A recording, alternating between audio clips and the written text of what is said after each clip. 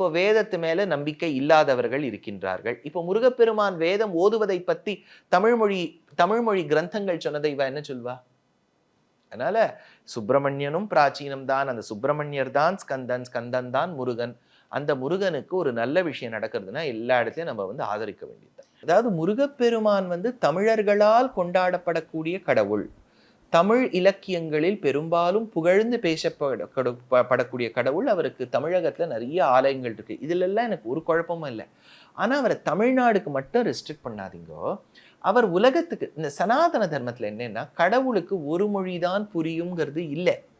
இப்ப பகவானுக்கு சம்ஸ்கிருதமும் புரியும், தமிழும் புரியும், அரபிக்கும் புரியும். மந்திரங்கள் வேணா சம்ஸ்கிருதத்துல நிறைய இருக்கலாமே ஒழிய அவருக்கு எல்லாமே புரியும். மொழிக்கும் அப்பாற்பட்டு இருக்கக்கூடியவன் பகவான். அதனால அவரை தமிழர்கள் மட்டும்தான் கொண்டாடுறான்னு வச்சுட்டோம்னா அப்ப இது ஒரு ரீஜனலிசமை கொண்டு வந்துருங்கிறது அபிப்பிராயம்.